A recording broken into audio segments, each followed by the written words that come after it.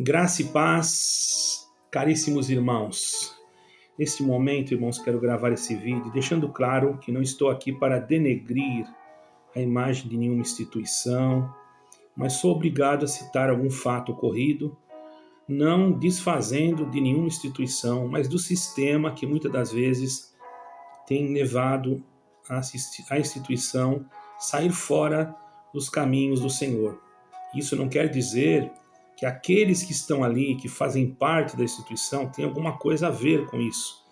Mas o sistema é o culpado. O sistema são aqueles que muitas das vezes regem a instituição no lugar de deixá-la ser regida pelo Espírito Santo, que é a cabeça da igreja, cujo corpo tem que ser Jesus Cristo. Infelizmente, os homens criaram uma forma como um parlamento para cuidar de igrejas ultimamente. Então isso tem trazido um grande prejuízo, já não é de agora, isso já é de um longo tempo. Então deixando claro aqui que a instituição apenas é um lugar que tem que ter um nome, um CNPJ, mas as pessoas que constituem a instituição, elas têm que seguir a guia do Espírito Santo. Se elas não seguirem, elas podem se deixar levar por outros espíritos. Eu posso provar isso depois numa leitura que eu vou passar aqui. Mas antes, eu queria dizer para vocês que todo o argumento a qual eu coloco nunca é para denegrir ninguém, apenas para alertar o povo sobre esses acontecimentos. É claro que muitos não gostam, mas isso no fundo vai fazer bem para despertar a mente das pessoas, principalmente daqueles que estão lá na frente hoje. Deus pode fazer eles mudarem os pensamentos e buscarem a Deus em espírito e em verdade, para que possa se cumprir a palavra, que aquele que caminha pelo Espírito de Deus, ele não erra. Erramos, todos os dias erramos, mas porém, dentro da palavra de Deus, se nós procurarmos dar vazão ao Espírito Santo, aquilo que for para Deus fazer, Deus não erra. Nós podemos errar, claro, mas Deus não. Entende, irmãos? Então, corrigindo isso aí. Então, irmãos, todos sabem que eu fui da Congregação Cristã no Brasil e que não tenho nada contra nenhum irmão de lá de dentro, nenhum irmão do ministério, mas sou, sim, de um outro parecer a respeito do sistema que está sendo implantado ou que já foi implantado há um longo tempo, mesmo quando ainda estava lá. E antes de falar alguma coisa, eu quero demonstrar para vocês como o sistema é cruel. Eu conheci um irmão, esse irmão foi um cooperador muito antigo, e ele trabalhou muito naquele movimento da instituição, né? Foi muito esforçado, e uma determinada feita, irmãos, tentaram tirá-lo, inventando que ele havia cometido um pecado, enfim. Uma pessoa disse que viu ele entrando num lugar, e ele já levou para outro, e aquele outro então entregou ele, e depois ele, logicamente, que usou dos recursos necessários para provar que não era ele, e realmente não era. A própria pessoa que falou dele teve que voltar atrás. E ele, como tinha uma certa influência, continuou exercendo o seu cargo de cooperador naquela denominação. Todavia, irmão, já existia um projeto, um plano de retirá-lo. Isso lógico. E ele, na sua simplicidade, naquela época, irmãos, ele era uma obra um pouco pequena, uma região que não estava começando praticamente, já havia começado, mas era pouco povo. Então o setor bíblico precisava adquirir Bíblias. E ele não conseguia adquirir o valor necessário para trazer Bíblias para aquela denominação, para aquela igreja. Então o que ele fazia? O pouco que ele tinha, ele investia uma conta no banco e aquele dinheiro rendia até o final do mês. Então daquele dinheiro ele pegava todo o dinheiro, foi constatado isso, foi provado isso, e comprava Bíblias. Não foi desviado o dinheiro. Mas alguém de má fé acusou-o que ele estava desviando dinheiro da igreja, sendo que era mentira, irmãos. Isso tem documentos que provam, e isso também fez com que ele, além de ser caluniado, ser inocentado, Depois criaram esse outro motivo porque queriam tirá-lo. Então ele saiu. Velhinho, já de idade. Chegou um momento que ele pediu uma autorização para falar lá na frente, que ele sempre teve a oportunidade de falar, uma pessoa antiga, um dos primeiros ali, e foi lhe negado. Passou uns dias, ele ficou muito doente. Me lembro que ele congregou comigo. Naquela noite Deus falou com ele. E quando foi no outro dia, Deus o recolheu. Deus o levou para o seu reino de glória. Foi uma tristeza muito grande. Houve uma indignação muito grande da parte da família. E por causa daquele gesto, que quando ele foi pedir para falar alguma coisa, o ancião que estava no púlpito negou, sendo que ele não tinha nenhum pecado, negou dele falar. E ele então veio a sofrer um infarte, né, naquele dia, ou melhor, no outro dia, na hora do almoço, e Deus o recolheu. Agora, vejamos, irmãos, a dificuldade, o funeral dele foi muito difícil, porque a família não queria que ninguém atendesse, pediu para mim atender, eu era um cooperador de jovens. Foi difícil para mim, mas graças a Deus, na última hora, chegou ali um irmão que era ancião de uma outra localidade, porque os anciãos dali foram impedidos de atender pela família. E graças a Deus, Deus preparou um ancião que veio de fora, atendeu aquele funeral. E eu fiquei livre também, porque sei que ia passar com certeza, alguma perseguição. Certo é, irmão? O porquê de tanta contenda? O porquê de tanta injustiça? Eu vou explicar para os irmãos. Quando o Espírito Santo de Deus ele começa a se afastar de uma instituição, a instituição começa a cometer erros. Por isso que nós alertamos os irmãos a orarem para que Deus não permita que esse afastamento seja total. Da maneira que está, irmãos, nós estamos vendo que já está se cumprindo a palavra de Deus e nós estamos caminhando para os últimos dias. Esse foi um caso, mas houve outros.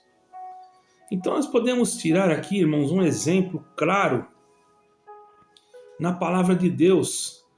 Sabe aonde? No livro de Atos dos Apóstolos. Como que é perigo de abandonar o verdadeiro evangelho. É um perigo, irmãos. A Epístola de Gálatas, irmãos, diz claro sobre isso. É uma das mais fortes das cartas, irmãos, do apóstolo Paulo, mostrando a sua preocupação com as tendências doutrinárias. Pode abrir o livro de Gálatas, você vai ver. Naquela região, e o seu desejo de resgatar os cristãos sujeitos ao engano dos falsos mestres. Observem que já existia uma comunidade. Paulo não estava contra os que estavam congregados, mas isso estava preocupado contra aqueles que estavam dominando, aqueles falsos mestres que estavam em Gálatas, porque Paulo, irmãos, ele foi um homem que trabalhou muito ali, a preocupação dele era muito grande. Viu esse irmão que aconteceu, que eu acabei de contar? Uma inocente alma sofreu e acabou perdendo a vida sem ter o seu cargo. Isso não quer dizer nada, mas para a família isso mexe muito, irmãos. Uma pessoa que nunca fez o mal, ele tinha um jeito um tanto assim, diferente, um pouco agressivo, mas era para o bem. Cada um tem uma natureza, certo, irmãos? Mas Paulo também se preocupou com Gálatas, com a Galácia, né? O livro de Gálatas, irmão, foi uma das primeiras epístolas de Paulo. Vocês vão entender por que eu estou entrando nesse livro, porque eu entrei nesse assunto. Ele foi escrito aproximadamente 50 anos depois de Cristo, irmãos. Por quê? O assunto principal que foi abordado na carta é o problema dos judaizantes, a questão doutrinária que mais atrapalhou a igreja do Senhor nas primeiras décadas do trabalho apostólico, irmãos. Os judaizantes, eles vinham com aquelas doutrinas questões doutrinárias, eles eram chamados os da circuncisão. Gálatas 2:12, lê lá. Eles acreditavam, sim, em Jesus Cristo, mas distorciam a mensagem do Evangelho. Ensinavam a necessidade de guardar alguns aspectos da lei do Antigo Testamento, mesmo após o sacrifício de Jesus na cruz, para receber a salvação. Quer dizer, esse ensinamento contrariava o ênfase do Evangelho da salvação pela graça, exigindo obras de mérito como parte da base da salvação. Nós não somos salvos por obras de mérito. A obra que nos salvou foi Cristo na cruz. A fé sem obra é morta. Qual obra? A obra, se nós não tivermos a fé em Cristo Jesus, a nossa fé é morta. Está entendendo, irmãos? Lê lá em Gálatas 2, versículo 21, e depois 5, versículo 4. Pela graça nós somos salvos, irmãos. Foi muito forte isso na sua resposta, irmãos, aos judaizantes e aos que e nos seus avisos, enfim, as pessoas que por influência e influenciadas, né, na maioria das suas cartas, Paulo fez introduções longas que incluíam comentários e orações sobre os destinatários, mas nesta carta ele foi diretamente ao assunto. Em outras cartas ele fazia comentário, mas para Gálatas ele foi diretamente ao assunto. Ele falou assim: admiro-te, ou admira-me, né? Em alguma tradução fala admira. Admira-me, estejais passando tão depressa daquela que vos chamou na graça de Cristo para outro evangelho, o qual não é outro evangelho, senão que há alguns que vos perturbam e querem perverter o evangelho de Cristo. Gálatas 1, versículos 6 e 7. A sua refutação desse evangelho pervertido continua até o capítulo 5 do livro. A última parte da carta, irmãos, vocês podem pegar lá na Bíblia, ela oferece uma série de orientações práticas para guiar os cristãos no serviço do Senhor. Vejamos como se julga as coisas. Não se deve julgar como se julgou aquele irmão. Está entendendo? Isso é espírito de juízo, o espírito da lei, o espírito de condenar as pessoas sem mesmo usar de misericórdia com elas. Isso não é algo fora do evangelho que fizeram com o irmão lá? É. E hoje está acontecendo a mesma coisa, irmãos. Vejamos, irmãos. Ele refutou o evangelho pervertido e continuou no capítulo 5 do livro. Colocou uma série de orientações práticas para guiar os cristãos no seu serviço ao Senhor. Os capítulos do livro de Gálatas, irmão, vai indicar para tudo isso aí um evangelho distorcido, julgamentos distorcidos, pessoas sem a luz. E Paulo quis instruir as pessoas naquele tempo. Pensa que foi fácil? Não foi. Ele foi julgado também, como nós somos quando falamos um assunto como esse e queremos tentar ajudar as pessoas a não cometer os mesmos erros. Se nós olharmos capítulo 1 e 2, defendem a fonte da mensagem pregada por Paulo. Ele não queria deixar margem para ninguém desacreditar o evangelho, sugerindo que ele aprendeu de outros e modificou. Ele não queria deixar margem e que ele modificou a mensagem. Ele não modificou nada. Ele apenas estava falando o que aconteceu com ele. Por isso ele contou a história da sua conversão, dos primeiros anos da sua vida cristã, enfatizando o fato de ter recebido sua mensagem diretamente do Senhor. Não foi ninguém que foi pregar para ele. Ele falou tudo isso, irmãos. Mas mesmo assim ele passou a ser perseguido por muitos, dentre eles mesmos. Mas ele disse também: faço-vos, porém, saber, irmãos, que o evangelho por mim anunciado não é segundo o homem, não.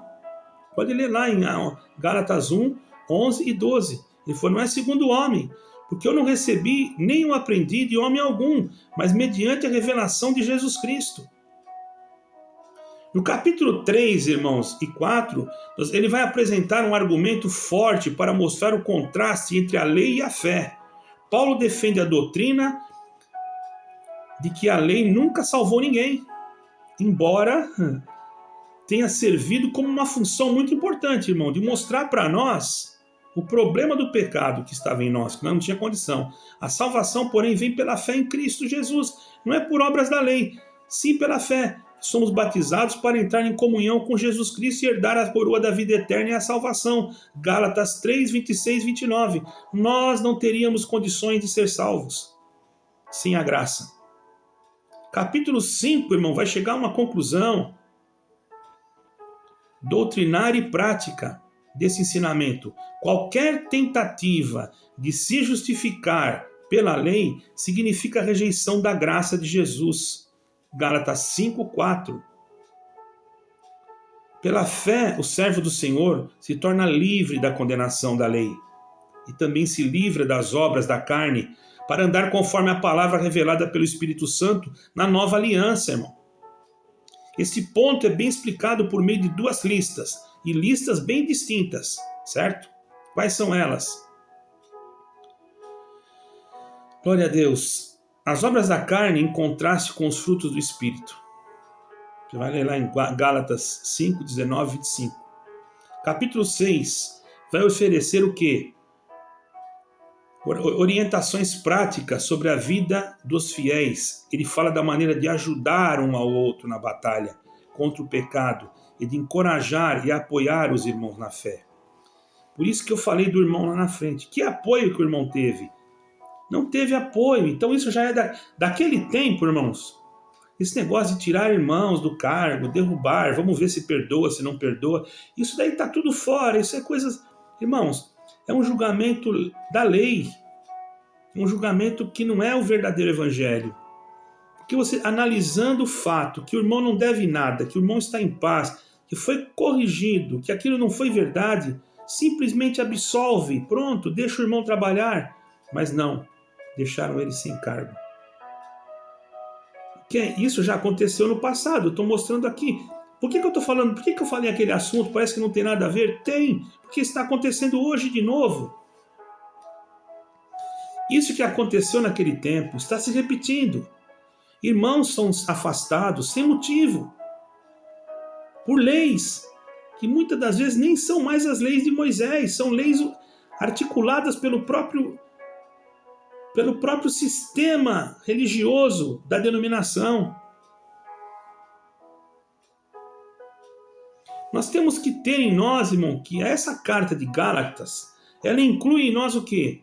Um dos trechos mais desafiantes do Novo Testamento, frisando em poucas palavras a importância, presta bem atenção aqui, da nossa transformação total, de matar o velho homem do pecado e deixar Jesus tomar controle total das nossas vidas. Quando o homem deixa Jesus Cristo tomar o controle total das nossas vidas, ele não vai pensar se ele perdoa. Ele não vai ver se nós perdoamos, vamos ver se nós acertamos.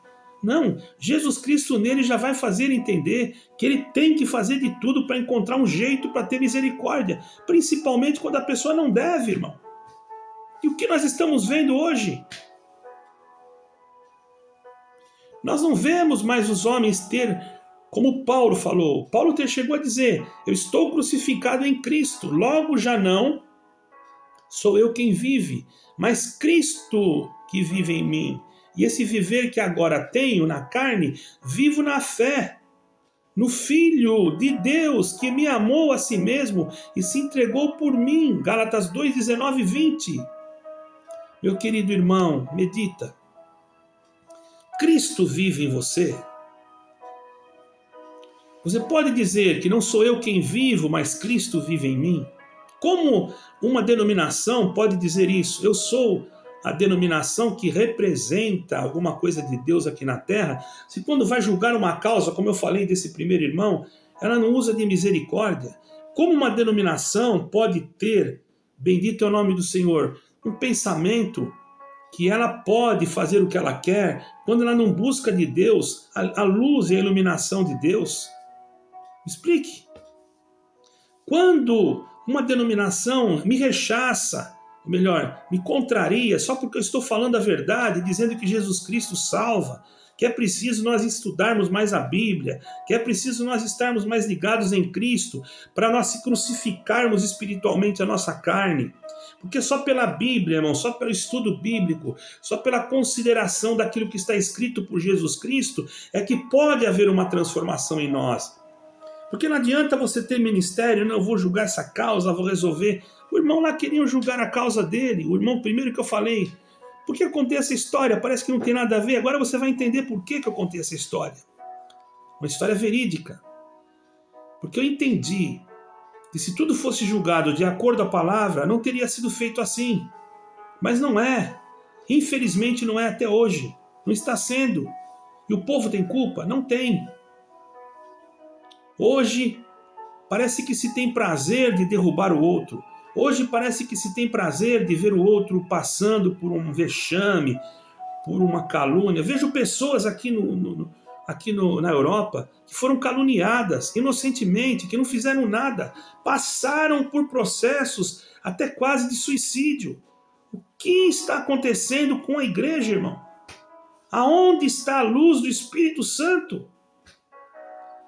Eu não estou aqui generalizando, mas eu coloco vocês no lugar desse povo de Gálatas que foi se deixando levar por um evangelho que fora distorcido. O que está distorcendo o evangelho hoje em denominações que vêm aqui para a Europa em busca apenas de ganhar dinheiro ou até mesmo de construir templos, prédios? Qual é a finalidade disso tudo? Tem denominações aqui que não tem pessoas estrangeiras, só tem pessoas brasileiras.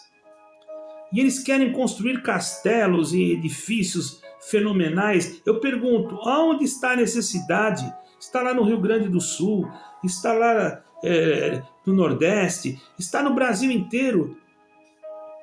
Aqui também tem necessidade, mas será que a necessidade que está aí no Brasil não é maior?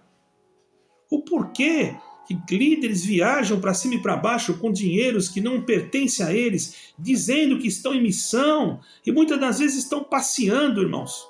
Se eles passearem com o dinheiro deles, problema deles. Agora pegar o dinheiro da igreja. Outros se aparecendo diante de públicos, políticos, sendo aplaudidos, venerados. Aonde está o evangelho de Cristo aí, irmão?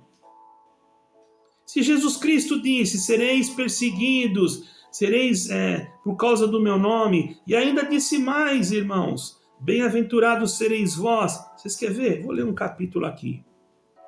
Olha, irmãos, nós estamos realmente caminhando para o fim, e muitos não estão gostando do que eu estou falando, mas eu vou bater em cima dessa tecla. Vou bater, sabe por quê, irmãos? Para que vocês acordem. Porque senão, se não tiver um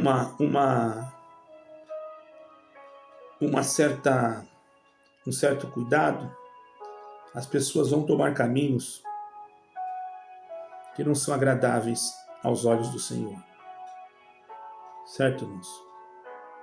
Olha só. Olha o que o Senhor Jesus falou em 5 de João, ou melhor, 5 de Mateus, versículo 3 ao 12. Bem-aventurados os pobres de espírito, porque deles é o reino dos céus. Bem-aventurados os que choram, porque eles serão consolados.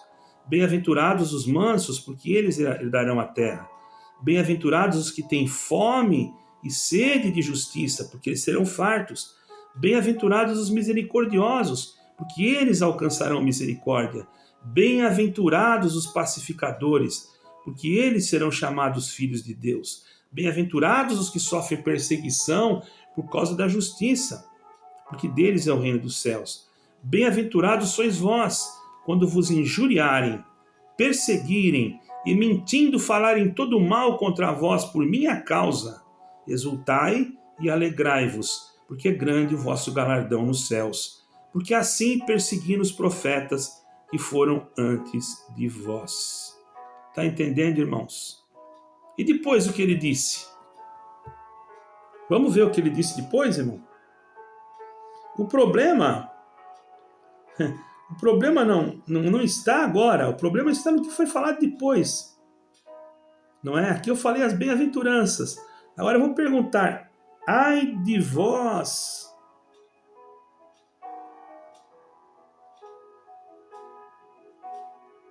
Presta atenção, agora vai. Presta atenção, faz um julgamento. Não sou eu que estou falando, foi Cristo que falou. Pega lá em 6 de Lucas. Vamos pegar 6 de Lucas, que eu acho que seria melhor. Vamos ver. Vamos ver aqui. Ai de vós que agora estáis fartos, porque vivereis com fome. Bom, vou começar lá de cima.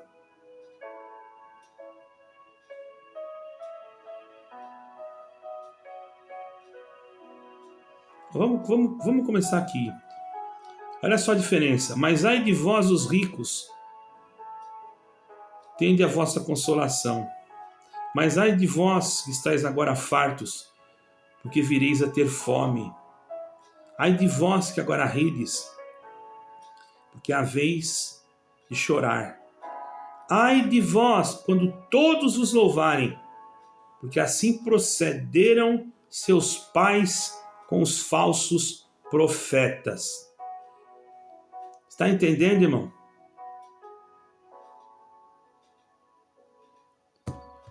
Aí você vê um irmão ancião sendo bajulado. Aí você pega esse versículo aqui e você fica preocupado. Ai de vós quando vos louvarem. E ainda a irmã diz que o irmão merece toda a honra e toda a glória. Pelo amor de Deus, falando na simplicidade, está perdoado. Eu não estou falando mal, irmãos.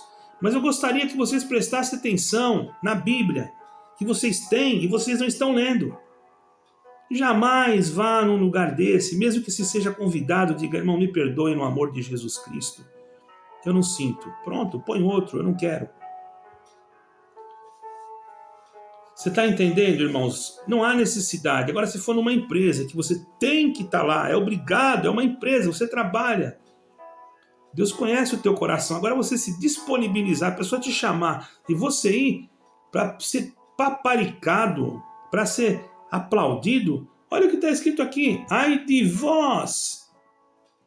Ai de vós quando vos louvarem. A irmã disse, você merece toda a honra e toda a glória, quer dizer, todo o louvor. Ai de vós, quando vos louvarem, não fui eu que falei, irmão. Desperta, igreja, para com isso. Vocês acham que eu estou querendo mal do irmão? Muito pelo contrário, eu estou despertando o irmão. Será que esse irmão nunca leu isso? Ou vocês não estão mais dando valor no que está escrito nas Sagradas Escrituras? O velhinho lá foi desprezado, aquele que eu contei no começo. Foi jogado fora, perdeu até o ministério. Mas foi justo. Agora outros estão sendo bajulados. Você gosta quando você é bajulado? Você gosta quando você é aplaudido? Você gosta quando alguém fala que você é o melhor? Melhor é Jesus Cristo. Melhor é Jesus Cristo. Ou eu estou errado? Nós devemos fazer diferença, irmão. Nós devemos amar os nossos inimigos, fazer bem aos que nos odeiam, bendizei aos que nos maldizem, orai pelos que nos caluniam. Você está entendendo? Presta atenção. Eu fui tantas vezes caluniado e disse, Deus te abençoe, irmão. Sua serpente. Eu falei, tá bom, irmão, Deus abençoe o irmão. Deus que guarde o irmão. Falei, né? Teve um momento que eu me exaltei, porque ninguém é sangue de barata. Tem hora que a gente se exalta, né? Nós não somos melhor do que ninguém. Porque se nós só amar, irmão, os que nos amam, eu sou crente dessa igreja, mas só ajudo o povo dessa igreja. O que você vai ganhar com isso? Se você só ama aquele que te ama, qual a recompensa que você vai ter, irmão? Está escrito, você nunca leu? Os pecadores fazem isso. Se fizerdes bem só para aqueles que fazem bem para você, que galardão que você vai receber, irmão? Qual vai ser a sua recompensa? Aqueles que estão no pecado, na maldade, fazem isso também. Se você empresta só daqueles que você sabe que você vai receber, isso é normal. Tem gente que até cobra juro porque sabe que vai receber. Tem coragem de emprestar para aqueles que você nem espera se vai receber ou não? Tem coragem? Você não tem. Então o Senhor Jesus falou tudo ao contrário. Amai os vossos inimigos. Você vai lá e senta o teu opositor. Fazei bem, emprestai sem esperar nenhuma paga. Você vai lá, se não pagar, você tira a casa dele, tira o carro. Eu conheço um ancião que tirou casa, tirou carro, tirou tudo, o irmão ficou sem nada. Não vem dizer para mim que é mentira, porque senão eu vou falar o nome do ancião aqui. Eu não falaria, porque senão ia sujar a moral dele. Eu não estou aqui para sujar a moral de ninguém. Certo, irmão? Mas ninguém faz isso. Olha, irmão, dá para contar no dedo, hein? Cadê a igreja de Jesus Cristo? Aonde está a igreja de Jesus Cristo hoje?